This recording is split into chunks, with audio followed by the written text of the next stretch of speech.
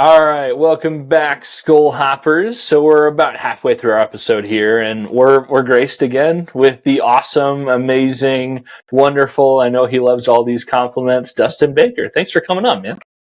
Thanks, man. I hung out with Thor Nystrom yesterday for a couple hours right before the Minnesota State Fair, and we talked about when on shows like these, when you guys shower us with these type of compliments, we're both kind of like, we're just regular dudes. We don't. We're just like you, so we appreciate it. But if you met us for whatever situation, you figured out that I'm just like your neighbor or a guy you went to high school with. So thank you, nevertheless. Yeah, well, thanks for coming on. I hope I kind of do it a little tongue in cheek too. Like, now it's a bit. Yeah, the first time you ever came on the Skol Hop, last year? Mm-hmm. I the whole day leading up to it, I'm like, oh my goodness, we have Dustin Baker coming on. I'm super stoked, and I'm still super stoked, and I'm still a big fan of yours. But I was almost starstruck. Like, you could have been insert actual Vikings player here, and I still would have been like, oh my gosh, like I'm so excited. I hope I don't blow this. So I know you're telling the truth, because this is the exact same feeling I had with Bryant McKinney 4 years ago when we started the Believe show. I felt like a total fanboy when I met him on Zoom the first time. And then within a year, I'm like, oh, shit, let me text Bryant real quick and see what's going on. It just felt like the most casual thought I've ever had in my life. So I know how that feeling goes. Yeah, well, and you've told enough stories with Bryant that it's like, oh, yeah, hey, here, let me just text Randall, and we'll get Randy Moss on the episode next week. Like, what are you gotta be careful about? You got to be careful who you name drop, because he'll just get them in the group chat. You're like, oh, my God. Well, that'd be such a terrible problem to have, to accidentally get Randy Moss on the show next week. That'd be crazy. But again, all of that, thanks for coming on. Mm-hmm. We got some Vikings news to talk about, and holy F, we have a season coming in less than a week. Our next episode, we'll be talking about the Giants game. Mm-hmm. I'm super excited. I can't wait. It almost doesn't feel real. Football's back. Yeah. All right, so we do have some pre-written talking points here. Preseason just kind of wrapped up, and last week we talked about the initial 53-man roster. Just as a whole, what were your thoughts on the final cuts? Like, any surprises, anything you totally called and you're proud about? What are your total thoughts about all of that? So would you rather me go through surprises first, or my favorite thing from it? What's just best for you guys? Whatever you want to talk about. Let's just say you get X amount of time. Just your total thoughts on the final cuts. Okay, so I'll do it threefold. I'll do two surprises and then the thing that I enjoyed. The biggest surprise, and this may not mimic what your audience or any casual Joe Everyman at the grocery store might say, but the fact that Jalen Redmond made the roster was astonishing to me. Not that he was utterly anonymous all summer. It's that usually UFL stories or XFL stories, the only thing that's cool about those is the moment he signs, you're like, oh, I watched that son of a gun play for the Arlington Renegades. Now he's on the Vikings. That part is kind of cool, but it rarely translates into a end of summer success story. Mm-hmm. So the fact that he made the roster, to me, I don't know any Vikings fan or writer, analyst, whatever you want to call him, that had him on the final 53-man. And I was proud this year. I got 51 out of 53 right, and Nice. Redmond was one of the ones I got wrong. So the fact that an unsung signing from May or June, whatever it was, we're like, who is this? We all had to go rewatch the tape from Oklahoma, and we're like, oh, yeah, I remember him a little bit, that he made it. And then the Kene Nwangwu release was surprising, because this is just like Lewisine. The moment both those guys get good or look good, we're like, we don't need you anymore. So I wasn't surprised when it was all settled about Lewisine, because you could kind of feel it that Kwesi Adofo-Mensah is not afraid to admit a mistake and cut bait and move on. And there was just no playing time for Scene available, even if he was that Browns badass that we saw in the second preseason game. But with Nwangwu, when the NFL tweaked the kickoff return rule, we're like, sweet, we have a top 4 fastest player in the NFL, and we've got this fancy new return rule. Well, most of us weren't like, oh, that doesn't cater to straight line speed, so he's going to be out. Brevin Bain on Vikes Now, and he writes for Purple PTSD, he chirped all summer that Nwangwu could be a surprise cut, and he got that right. But I was surprised because this team wasn't deep as hell at running back. Kick returner doesn't have studs like all over the roster. But they said, you know what, we're done with Nwangwu because we like Myles Gaskin. And it's like, oh, the practice squad guy from 5 different stints during the 2023 season. I was surprised that they cut bait with Nwangwu, mainly because I thought he had won the RB3 job. And then finally, my favorite part of the roster trim down was the undrafted free agents that we were like, this guy looks like a badass. We pounded our chests. The Athletic wrote Prospect X about Levi Drake Rodriguez. After Kyrie Jackson died, we looked down at the depth chart and saw only one rookie cornerback in Dwight McLaughlin. It was cool that guys we saw in training camp look good. They translated to the end of the summer and made the regular season roster. So there was always a chance, like Bo Richter went, where, he's going to hit the practice squad, and then we'll see if anything ever happens. But the fact that McLaughlin and Drake Rodriguez made the club, it shows that, A, we've got some young steal of a deal prospects in the pipeline, and like Levi Drake Rodriguez looks good, and he looks like Vita Vea out there with his long hair. Yeah. So UDFA is doing it for a second year in a row after Ivan Pace effectuated his famous Instagram tweet about y'all done effed up. So I love seeing Kwesi Adolfo-Mensah atone for some of his draft sins by getting these almost like Miami Heat stories, the undrafted guys over and over that end up with the Heat deep in the playoffs. That's pretty cool. Yeah. There were 2 points that I made before final cutdowns. I definitely predicted Bo Richter would make the final 53. I don't know. Maybe it's because he looks, and I've said this on the show before. It's not my joke, but I've stolen it. He looks like mini JJ Watt with all the arm tape and everything. Plus, he also looked really good when he was on the field. And the second one is I've predicted LDR, Levi Drake Rodriguez. He will start 2 or 3 games this year. That'll be sweet. Injury or otherwise, like he will find himself as a 1 or 2 to 3 game starter for the Vikings, and I'm here for it. I'm excited for it. He definitely seems like somebody. He seems like a CJ Ham type player that the team is they'll mic him up. They already have in the preseason. They'll mic him up. They'll throw him up on a quick little YouTube video when they announce another jersey compilation or whatever. He seems like somebody the VEN is going to put out to the media, and I'm here for it. I'm ready for it. And I'm excited that Rodriguez made the team. Evan, were there any surprises or just your overall thoughts on the cuts? Well, so Dustin, you already mentioned Lewis Cine, and you kind of shared your feelings on that, and I don't think anybody was really surprised that he was gone. I think it was time for both the player and the organization to just cut ties, move on, and hopefully things work out for both. But do you think, just looking back on these cuts, do you think specifically like Kene or Jaren Hall or maybe another player, do you think any of those players feel like the Vikings kind of did them dirty? They kind of the Vikings maybe should have kept them around for one reason or another?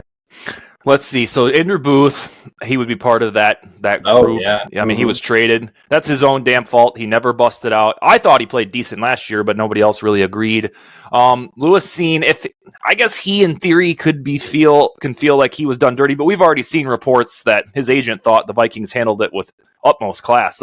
Lewis Cine's biggest problem is not that he broke his leg. It's a huge problem, but it's that the Vikings don't need him right now. Are we really going to bench Josh Metellus because we want Cine to make good on his draft stock? No. Are we going to tell Hitman to retire? No. So it was a crowded safety room. I guess Cine in theory could be a little salty, but it doesn't sound like that. His agent pretty much said that the Vikings, the way that Kwesi handled these last couple of weeks was pretty awesome. Jaren Hall, the only reason that he would have a right to think, what the hell, man, is if he was told repeatedly, yeah, you could be the quarterback of the future. If he was told that this summer, that would be a raw deal. But also, that'd be a straight up lie, right? Yeah, and your team drafts a guy the highest they've ever drafted a quarterback, and if they're still trying to pump you up, you got to know that's a bold-faced lie, right? And I was surprised that he got cut because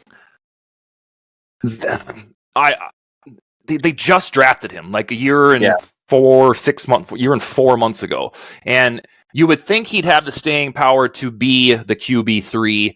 But I was telling you guys backstage, I never saw it with him that, oh my God, look how good the preseason games were. I didn't see it because to me, his throws always looked high or late, and that's not a good mix. So whenever I got excited about him, it was like, oh, this guy can be a QB2 eventually. I never said, like, you can't cut Jaren Hall. But as long as the messaging was clear to him, which maybe it wasn't, but he'd have to be stupid not to watch this most recent draft and realize that he's not going to be the quarterback of the future. Mm-hmm. So when he got unceremoniously waived the other day, it doesn't surprise me at all that he latched on to the Seahawks this afternoon, because that is one of the few teams in the NFL with a quarterback long-term situation that looks meh. Between Geno Smith, they're going to keep squeezing that story. I guess, what's his name? Sam Howell could end up being okay. Oh, yeah. But if there was ever a spot besides the Raiders to latch onto right now, to think, hey, I'm going to show them I can be QB1, it would probably be the Seahawks. Ultimately, these guys are professionals. They shouldn't be butthurt about certain things, especially Hall. I mean, I guess you could get sour that J.J. McCarthy was drafted, but then you're not a really good teammate if you're going to bitch about that, which I don't think he did, for the record. Yeah. So the only one that I would say, poor guy, would be Lewis Seen, because all of his doldrums really did start when he broke his leg, and then by the time he came back, the Vikings got in a big damn hurry getting good at his position. The only thing about Lewis Seen, though, is, and not to crap on a guy that can't defend himself on our podcast, like, even before he broke his leg, pretty gruesomely, like that was a significant injury that, honestly, that's an excuse-worthy injury. But even before then, like, he broke his leg on a special teams play. Yeah. Like, he was the first-round pick. Like, I don't know. He wasn't flashing before then, and obviously I'm not a coach. I'm not an insider. I don't know anything. But, like, if you're throwing your first-round pick out on special teams, week 4 or 5, whenever that was in the season, like, this is a guy that, yeah, you're developing him, but he's obviously not showing true starter potential at that point. Mm-hmm. I digress. Like, yeah, he's gone. He's a Jet now, right? He's on the practice squad. I really hope the best for him, just like Laquan Treadwell. Mm-hmm. I actually get excited when I see the tweet that's like, oh, hey, Treadwell signed with the Colts. Like, okay, good for him. Our annual Treadwell tweet, yeah. I hope he gets 1,000-yard receiving season or something. Oh, I think that ship has sailed. And Seen ended up with the Bills. Remember, he reversed at the last second. Seen went to the Bills. Okay, that's news to me. Initially, Mike Garofalo of ESPN tweeted the Jets, which, fair game and reliable. But then somehow the Bills, I think they had a weaker safety room because DeMar Hamlin, who we all know and love, is on tap to start. We also know that he isn't, like, really good. So I'm guessing that Seen can get some rotation there. Yeah. But Jaren Hall to the Seahawks, Andrew Booth to the Cowboys, and Lewis Seen to the Bills. Yeah, okay. Well, and to your point, too, about Jaren Hall, I think you hit it spot on. As far as a business decision, Jaren Hall, like, him, the Saints or the Seahawks or the Raiders, as far as lucking into a QB1 job or playing time in general, Hall made a good decision going to the Seahawks. Like, it's going to be J.J. McCarthy. This year it's going to be Sam Darnold. You'd have to hope for a couple big injuries in order to see some playing time like he did last year with the Vikings. Like, I think he made a good business decision. And if there are Vikings fans that are upset about Hall to the Seahawks, find a different hobby. like there's other things to be upset about. All right, so all that, we just kind of wrapped up the preseason. We're just days away from the regular season. Some of these listeners that are listening right now may be listening after the first Chiefs-Ravens game of the week 1. What were your overall, 50,000 feet in the air thoughts on the Vikings preseason? Was there anything you loved, anything you hated, surprised by, not surprised by? You're going to check the box that, hey, I was right about this one thing. What were your thoughts? So the preseason this year, inherently, because J.J. McCarthy was in the house, was the most exciting preseason I can remember in a decade, probably the last time they drafted a quarterback with Bridgewater, especially that second game. because all of the undrafted guys made plays. Tristan Jackson, Malik Knowles was scoring touchdowns. McLaughlin was making, I think that was the second game, wasn't it, against the Browns? Like, there was a game, the second one, where all of the guys that we know and love that nobody else really knows outside of the Twin Cities was making plays. So that game was really exciting. We have divorced the Sean Mannion era of preseason doldrums. Yeah. God, I hated preseason when that guy would come in. Like, why do we have that guy? To butt in a little bit, I would love to see like a 10-minute conversation between you and Sean Mannion. I think that would be hilarious. I would pay per view that. Just a conversation, not a fight, like an actual conversation. That would be awesome. It'd be even better to see me talk to back-to-back coaches or general managers who keep signing this guy. And it has to be some connection to Kirk, like they're best friends or something. But the guy was so inept. We can go one-on-one. So the fact that it was so exciting once and for all when preseason used to come around, when Mannion was on the roster and we just knew Cousins was going to play, I'd be like, oh, God. All right, after the first quarter, I have to sit through and watch this in case one of these guys does something cool. But the exciting nature of it, I did like that in the first game, it seemed that O'Connell realized, God, we looked rusty last year against the Buccaneers.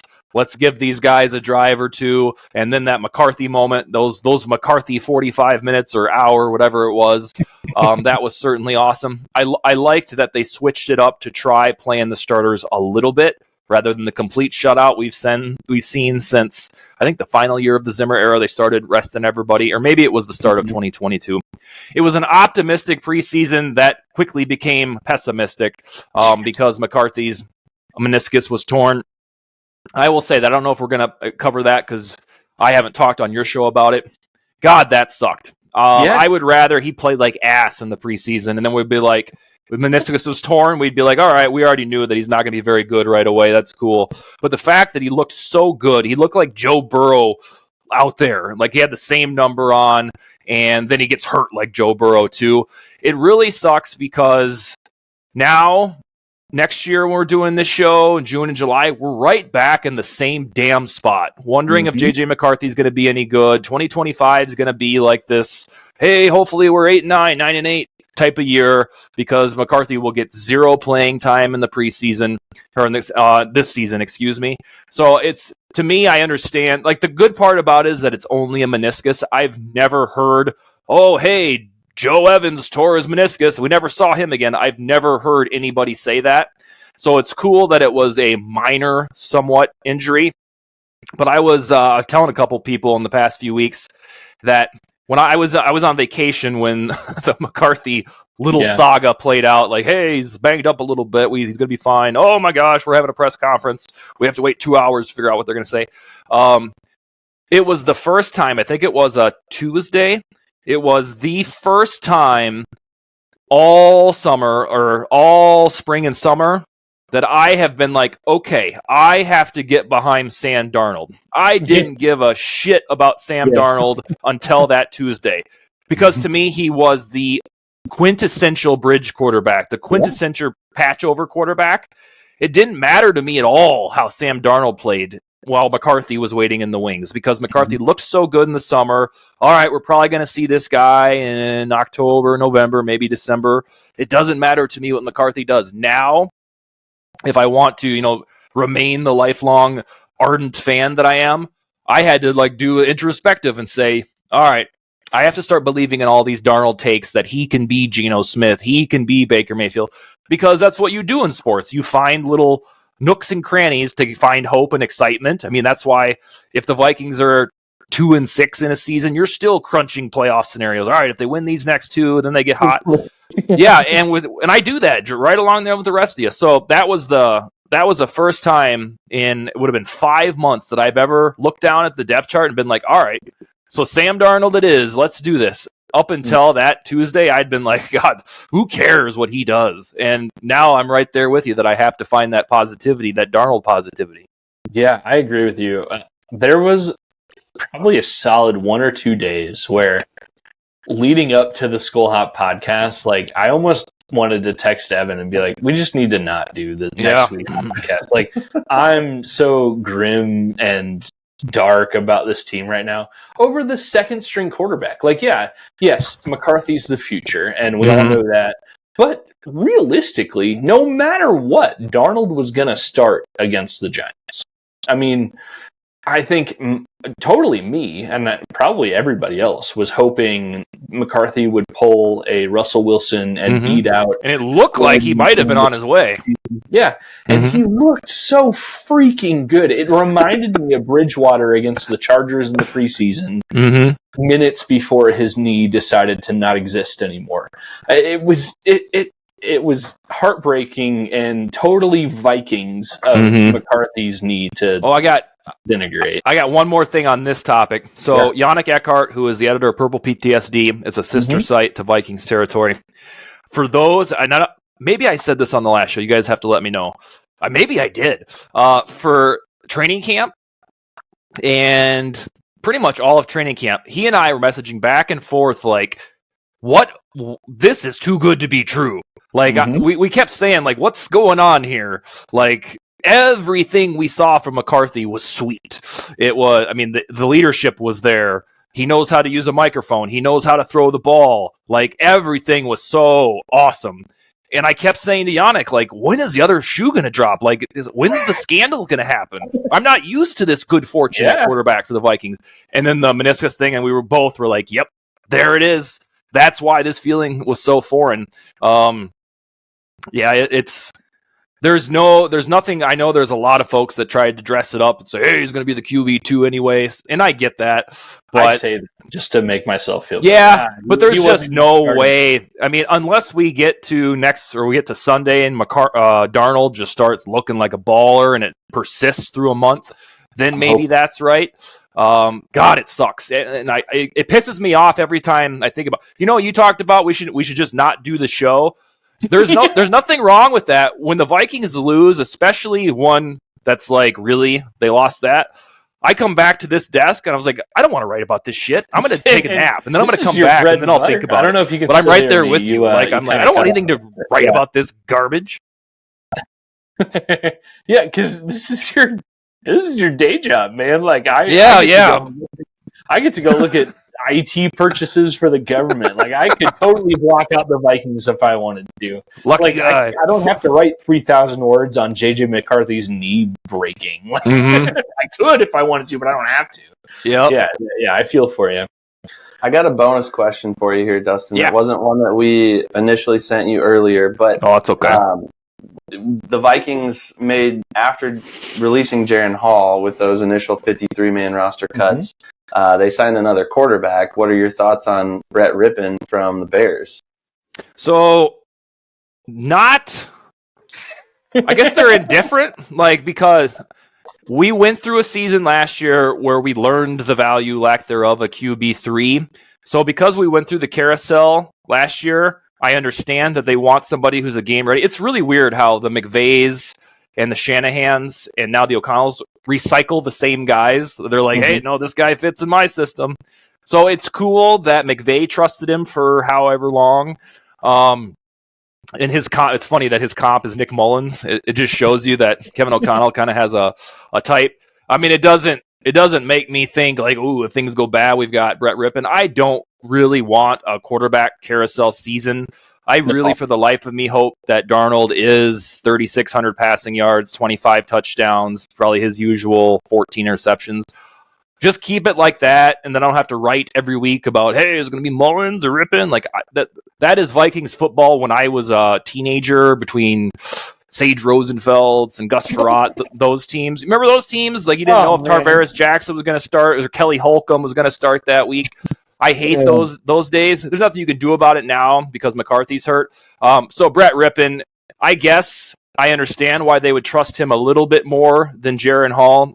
Brett Rippon's thing is his footwork is there, and he's pretty accurate, but he's not mobile, and he doesn't have a big arm.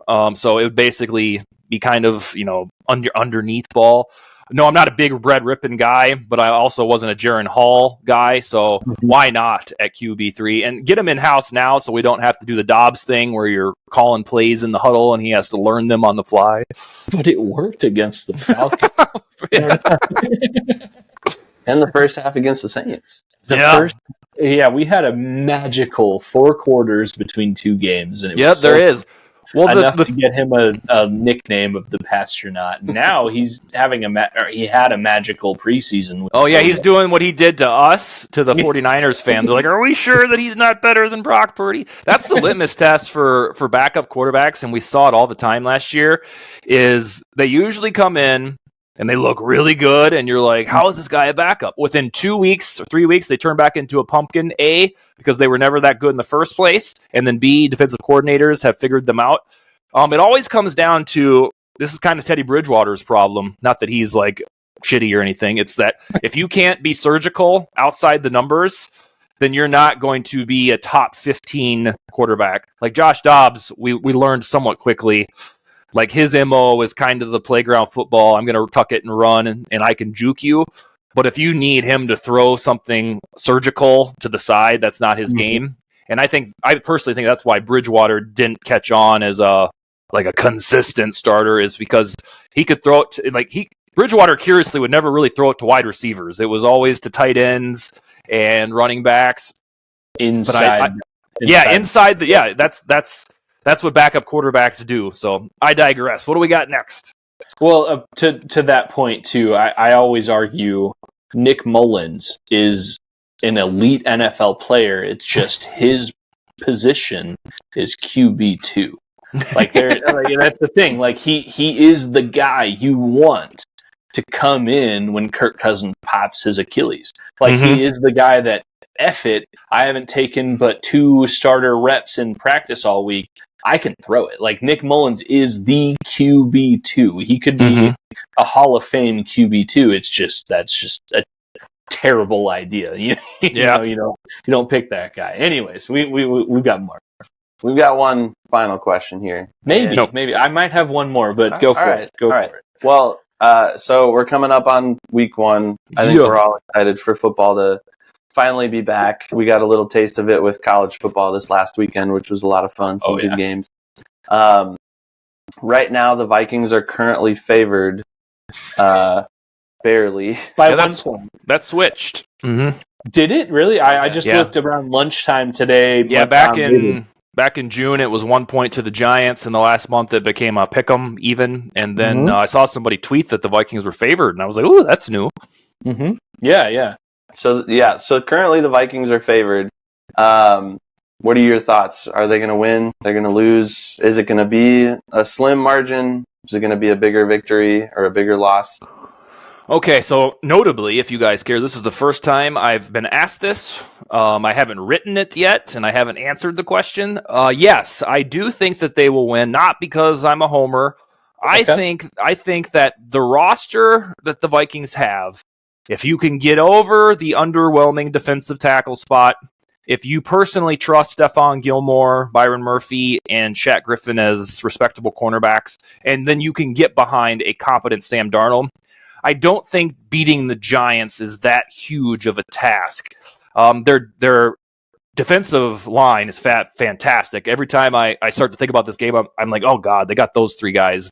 Dexter Lawrence, Kayvon Thibodeau, and now Brian Burns, you probably saw on Hard Knocks. Yep. So the key to this game will be the Vikings getting to Daniel Jones, those blitz packages working, and then every game this season is going to come down to whether or not the Vikings protect the football. If Sam Darnold is acting like Sam Darnold and throwing interceptions and fumbling, then yes, the team's going to be 5-12, 6-11.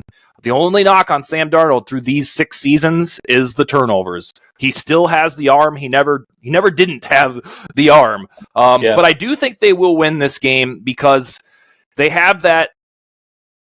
It's almost like a must-win already, because after this game, not that they think that, oh my God, what are we going to do when we play the 49ers and Texans and all these guys? But I think their roster is flatly better than the Giants. This puts a lot of onus on Sam Darnold to be good or at least not turn the ball over. But I do think that Vikings have a superior roster. But I don't think it's going to be a slaughterhouse, nor do I think it's going to be very pretty. I can't really remember a whole lot of Vikings games week 1 where you're like, oh boy, they look great. They always look a little rusty. So I'm gonna say the Vikings win this one, probably 24-20 or so. Okay. And I'm not overly confident, like, dude, my team is so awesome, but I do think that there's something about this game. Sam Darnold played however many games in that very building.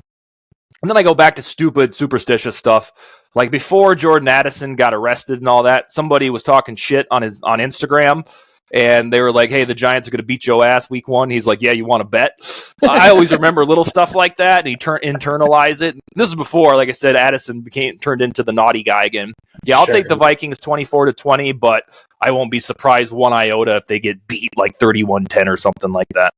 And I think we'd both tend to agree with everything you just said. I mean, yeah, we were both. We have. I mean, we predicted a victory. Both of us did. And we started a new segment on our podcast where we will punish ourselves if we are incorrect in our predictions. So, like so the FSU fan? Not quite like that. No. We're going to like eat a habanero or do something like do the podcast blindfolded if we are incorrect in our predictions. But yeah, I think you didn't say anything we don't both totally agree with. I really think, and I know I drink the purple Kool-Aid. I am the definition of a Vikings homer, and I know that. But I really think Sam Darnold, this has got to be his best opportunity to be good. Like when the Jets drafted him, 3rd overall? Like I feel like this is the best environment for him to be that 3rd overall pick. I'm not saying he's going to throw for 6,000 yards and 100 touchdowns, but dang it, he's like actually good, and the Vikings are a good surrounding cast. And for that reason, that's why I predict him, not just the Vikings, but him to beat the Giants. I don't know. I know I'm drinking the purple Kool-Aid and I'm crazy, but I can't be convinced otherwise. My Darnold internal thoughts are twofold, and I think I've said before on your show my first little theory, so I'll make it quick. It is Vikings football for the veteran that maybe underperformed at several other stops. Randall Cunningham, Jeff George, Sam Bradford. It's the Viking way for a guy to come in and we're like, aha, he is good now. Usually that only lasts for a year or two. That's all we need. So I've seen it over and over in my life as a Vikings fan where the guy that they bring in, they squeeze the talent and prime out of him, and we get really excited about it. That is where I kept thinking, like, why would this time be any different? The devil on my shoulder says, this dude has been in the league for 6 seasons. Like, why does it take this long for him to show up to be good? You'd have to blame everything else that's not Sam Darnold to fully invest in this breakout season. Now, is it possible? Yeah. Maybe. He hasn't had weaponry like this. But we're talking about a quarterback who's gone through 6 seasons, not like Trey Lance, who's been misunderstood for 3 or whatever. That's my only hesitation as to, how is it going to be that 6 general manager, or not 6 years worth of head coaches got this wrong? That's the only thing I'm hesitant on. Ultimately, I think the Vikings will finish about 7-10. Their defense will be their signature. That's, I think, by the time we get to October, blah, blah, blah, October 11th, my birthday, I think we're going to be like, holy crap, this defense is pretty good. Now, when I say stuff like that, you're like, but you only pick 7-10? The schedule is murderous.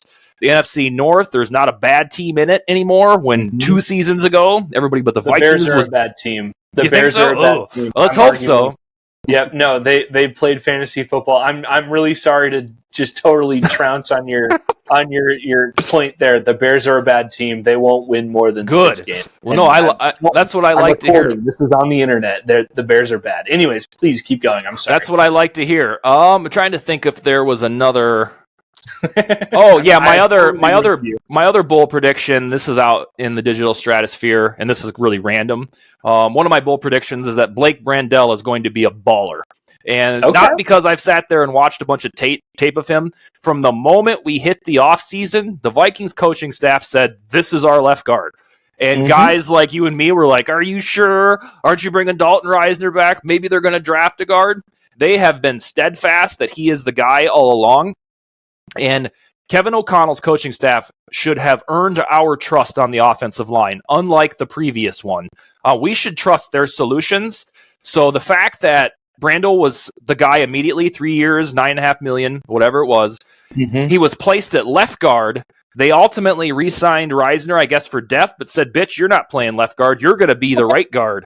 Like, they flat out told that guy who's been in the NFL since 2019, don't even think about playing left guard. And for Blake Brandel to have that type of clout suggests to me that he's going to be good. So when I say good, I bet you we look down December 31st, and Brandel's PFF is like 73, 74, 75. That is one of my bold takes. Yes, did I answer that question? I think that I so. did. Mm-hmm. Yeah, it was about the Giants win, or the Giants game. Can the Vikings win? I think. Oh boy, yeah, I spiraled off then. My fault. Well, you reminded me. We could have gone off of your point for like 3 or 4 more episodes of this podcast. Yeah, I will say you reminded me everything you said about Sam Darnold. Like, why can't he be good? Like, why does he suck? Why can't he turn it around and be actually good for the Vikings? Like we all hope. Everything you said, people were saying about Baker Mayfield 12 months ago. Yep, literally that's really true. And I know, it happened one time. That doesn't mean Sam Darnold's going to do it for the Vikings. I feel like Sam Darnold's got all the tools. He's just never had a chance. Between injury and coaching firings and tradings, like he's never had a chance. My only beef with that, but I fully buy into the argument, but for the sake of argument, Baker Mayfield was good once upon a time. Like, once upon a time, he was the big thing in Cleveland. They won the playoff game. He was throwing, 25 touchdowns? We never had that from Sam. If we had that 1 year or whatever, I would be like, okay, he can reclaim it. That's my only hesitation to jump in with this 2 feet is the fact that we haven't seen it from Darnold yet. But the good news is we're only 6 days away from figuring out if it's true.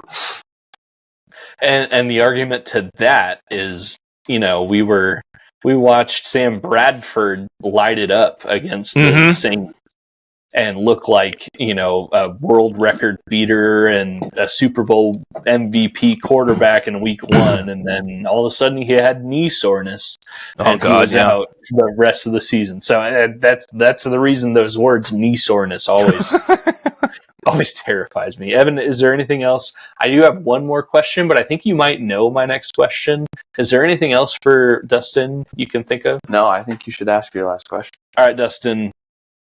Every Vikings fan in the world read it in the last week. What are your thoughts on this whole Star Tribune, Mike Zimmer article that came out in the last few days? So I woke up to it. I notoriously get up late on weekends now that my kids are old enough to sleep in. Yep, and they don't need constant supervision.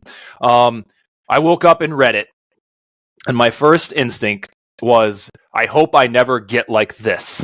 For real. As a dad, as a husband, and then 15, 20 years from now, grandpa, I never want to be that mean, stubborn, unaccountable. And that was my first takeaway is nobody ever taught him that, you just, there's a lot of power in saying I messed up. I made the wrong mistake here. It's actually a real great process to do that, to say I made a mistake and you confess to your coworker, your boss, your wife, your mom. How can we fix this? How can I do better? But there's zero of that from Mike Zimmer. Now, I'm 40 years old. I've dealt with men like this for a long time, as I'm sure you have, where you just have to kind of accept that they're going to be a prick from time to time. That's what their generation did. The thing that rubbed me the worst was how mind-blowing or boggling it was to Zimmer that he would entertain saying goodbye to his teammates because they got him fired. And I can't believe that a leader for 8 years, you wouldn't think, well, you know what? I love a lot of these guys. I will at least go in there, give one of my weird speeches that he evidently gave, but he didn't even do that. And then the other thing that I felt genuine sadness for was when he talked about the death of his son from alcoholism, about 2 years ago? He said, my son couldn't find a job because I got fired.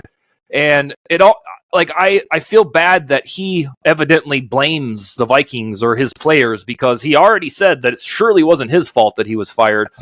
It makes me sad to know that he had like is on top of the sadness of losing a kid, he has this jaded vision about why his son couldn't get a job is because his dad got fired. And as an alcoholic myself, coming up on 12 years of recovery, like when Adam Zimmer died, it hit home. He was in his 30s, and that's when I got lucky enough to get sober. So that struck a little bit of a chord. On a lack of a serious note, seeing the rumor mill all inside there was fantastic. Knowing that the Justin Field rumors were true, knowing that he didn't like Kellen Mond, I guess never even talked to the guy. We basically, we knew that Zimmer and Spielman, things weren't joyous in that 2021 season, but it was worse than we could have even imagined. There were some on social media that still love Zimmer's honesty, and that a boy.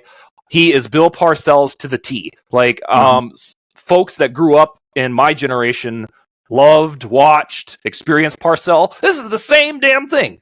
Like, you're always just prickish to a fault. It's always the other guy's fault.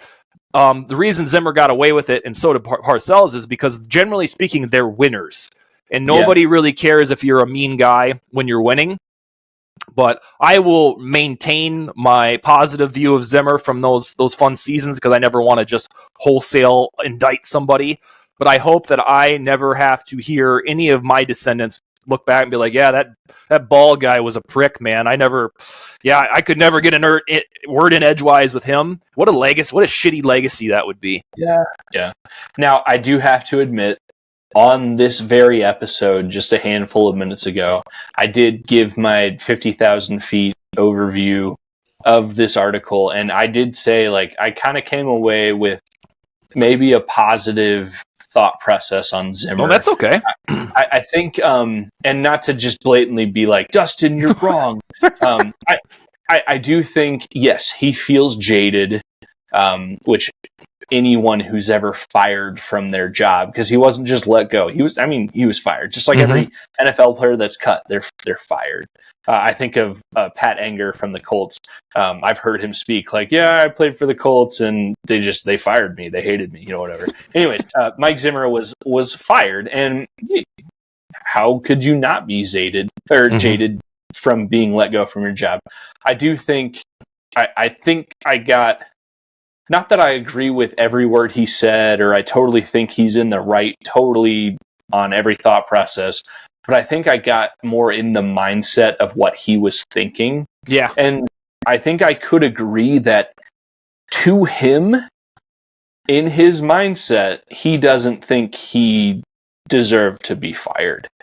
Me, Austin, a podcast host that 3 people listen to every week, it's plain as day. Yeah, Zimmer should not continue to have been the Vikings head coach.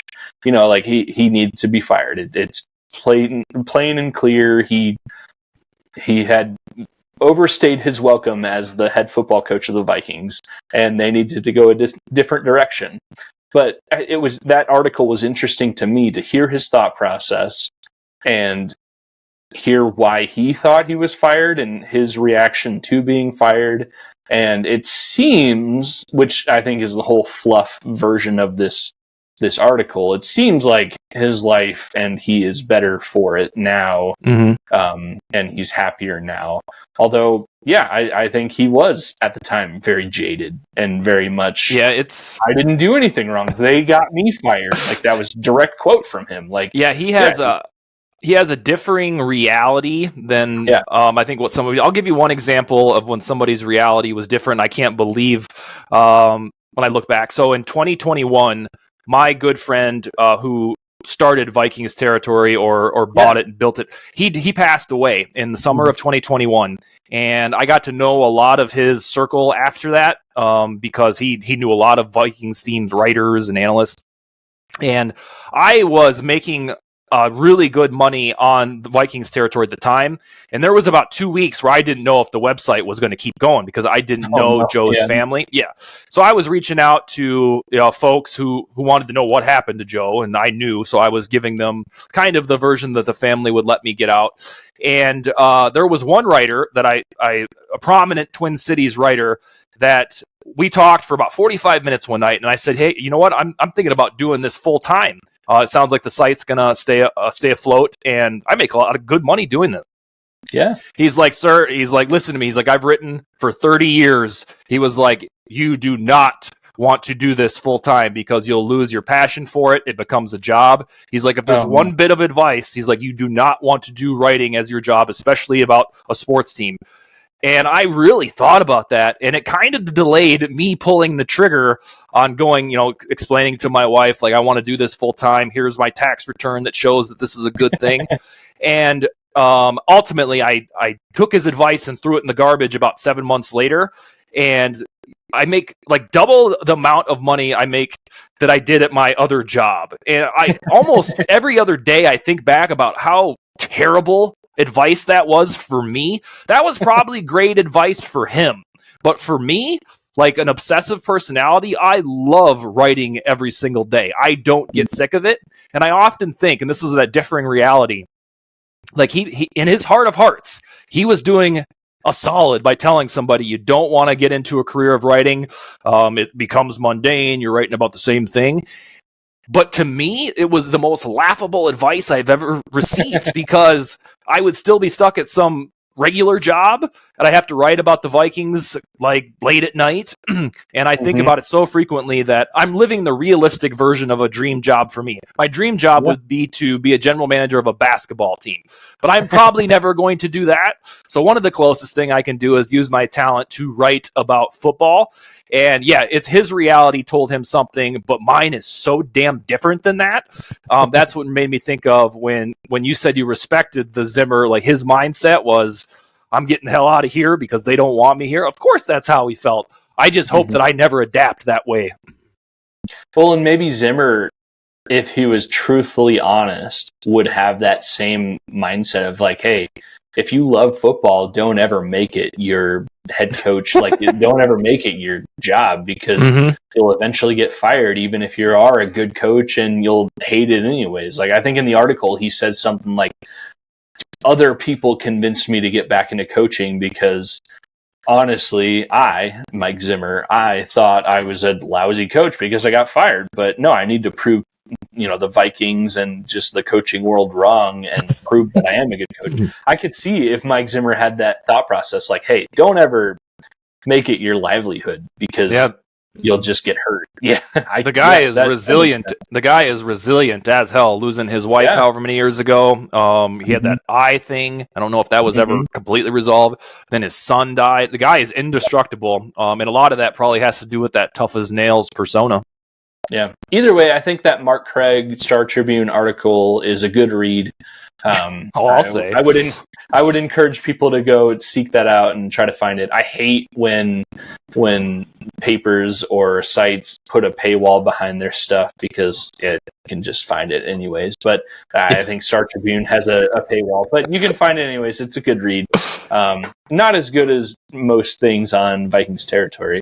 But hey, as we conclude, I'm turning the tables on you bitches. We'll probably talk like a month from now. So tell me the Vikings record by, let's see, end of week 5. All right, we have to be true to ourselves. Okay. We made our picks 3-4-ish episodes ago, and I think we made these picks before JJ got injured. Oh, really? Oh, yeah. Well, that's kind of irrelevant, if we're making... it's all an asterisk, we can tell. All right, but up to the bye. The bye is week 6. Okay, so they will have played 5 games by October 6th. Okay, I have them with a 3-2 record. Ooh, wow! Personally. I like it. Okay, and I'd take the inverse. I'm going to go 2-3. I think they bookend that stretch with wins, and then the 3 games in the middle they lose. Okay, they beat the New York teams. Correct. Yep. I also have a final record of 11-6. Holy crap! Yes, that was before the JJ injury. I'm sticking to it. I'm going to hold my guns, and I'm saying 11-6. Every week in our Slack channel, I ask all of the writers one opinion question about, hey, what's your bold prediction for the Vikings? Hey, who's the draft pick going to be? And so this week we got to obligatory win-loss. And if you wrote for Vikings territory, sir, yours would have been the highest. The highest one we had was 10-7. If you ever need a homer to write some fluff pieces, Some fluff. I'm not joking. Reach out to me. I will make every Vikings fan feel like we're about to win the Super Bowl. Okay? We had 1 week. When was it? I think it was in December or something. So the guy that passed away, I told you about, his sister and husband took over the site and run it in the background. And they put a message out to us one time that, hey, there's some Facebook commenters that say that the site's tone is too negative right now. And I was like, we just got our asses beat by the Packers. I'm not going to spin this positively. Now I know I'm going to call you and be like, hey, man, what do you got for this disaster? And you can be our spin department. I'm not joking. I will spin anything. KOC could get rolled over by a steamroller, and I will find the silver lining in that. I promise you. I'll give you 1,000 words on why KOC being run over by a steamroller is actually a good thing. What's funny, though, is Austin's usually the pessimist, and I'm usually the optimist. Yeah. Yep. So he's a better liar than you is what it is. yeah, Exactly. Better salesman. Yeah. All right, Evan, you got anything else? No, Anything? I've enjoyed this. Okay. This has been great. Oh yeah, you can tell. You can tell by the energy on this show, other shows in general. You can tell when football's back based on the energy you have on your show. Like And we'll be everything. laughing as much, 3 weeks from now when the Vikings are 0-3. No, but it's having the sport back. Like there were nights in June I'm like, all right, let's get this Vikes now going, and you're like, let's talk about Hunter Renfrow again. Maybe he'll sign after we record this episode. And it's the same shit over and over. And but now you can, yeah. now you can feel it when football's this close. Just the palpable energy that we had here tonight. So, all right, you guys hit me up. That sounds like an invitation to probably right before the Jets game. Okay. Yeah, at least every month we're looking at the first week of the month. Hey, before we let you go, plug anything you want to plug. I know last time you were on, you were talking about an up-and-coming website that looks at draft prospects, but also keeps going with them. Yeah. That and anything else. What else? Okay, we got that off the ground officially about a week and a half ago. It's drafthuddle.com. Yannick Eckhart and I are the gurus, if you will, the owners. And yeah, our mission is to, of course, cover the draft from January until April. But in our opinion, all of the cool sites like Draft Network, like NFL Draft Buzz, once the draft's over, we don't give a shit about the rookies anymore. And we wanted to change that. We want to track the rookies and how either our projections or the world's projections, how it translates over to the rookie season. So it would have been a great year to cover J.J. McCarthy or pretty much any quarterback in this class. So drafthuddle.com. And then my coworkers are always so cool. Yannick Eckhart is the boss over at Purple PTSD. At Vikings Territory, Adam New writes a few things per week. Ted Schwerzler, a big Twins guy, he writes. We have Josh Fry, who's still in the mix. We have a good pool of takes, whether there's some that might be more pessimistic, and then like you, who's a positive all the time. So we try to get the best flavor, and Yannick and I always try to stay right in the middle. And then, teeter towards getting excited when things are good. So thank you for the opportunity to plug those things, and we'll talk to you guys in about a month.